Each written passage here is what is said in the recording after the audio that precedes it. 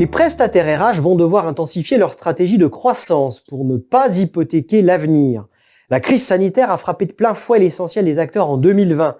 Le chiffre d'affaires des deux principales catégories de prestataires RH a ainsi reculé de 15% pour les cabinets de recrutement et de 17% pour les groupes d'intérim, selon les estimations de l'étude Xerfi Precepta. Et 2021 s'annonce encore très difficile sur le front économique et de l'emploi.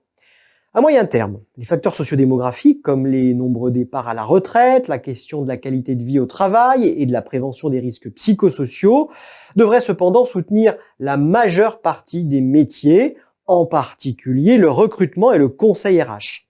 Sans compter la hausse du chômage des cadres qui pourrait paradoxalement être une opportunité pour les acteurs compte tenu de la raréfaction structurelle des profils qualifiés et de la difficulté à pourvoir certains postes.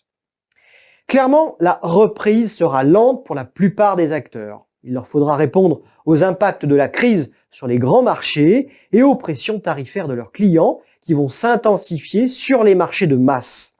La forte internalisation des services RH au sein des directions des ressources humaines restera toujours l'un des principaux freins à moyen terme, même si la complexification des projets pourrait entraîner plus d'externalisation. Outre la chute brutale de l'activité et des marges des prestataires RH, la crise sanitaire va redéfinir les rapports de force au sein de la filière. De nombreux acteurs, notamment les plus petits et les moins spécialisés, vont en effet disparaître quand d'autres s'y renforceront.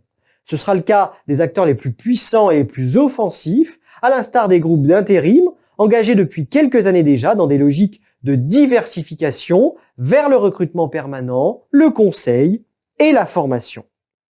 Quels sont alors les leviers d'action privilégiés par les intervenants pour bâtir les nouveaux modèles gagnants de l'après-crise ?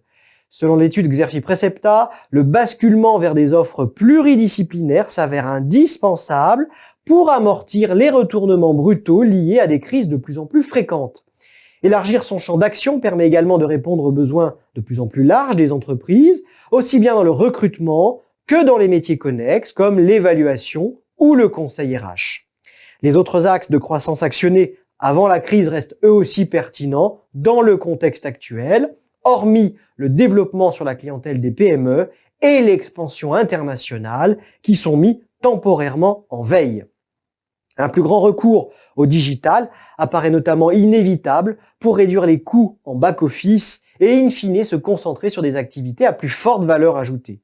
Le digital doit aussi être appréhendé comme un moyen d'enrichir les offres, avec par exemple un sourcing plus précis et rapide grâce aux algorithmes et à l'intelligence artificielle, ou encore l'intégration de la vidéo dans le processus de recrutement.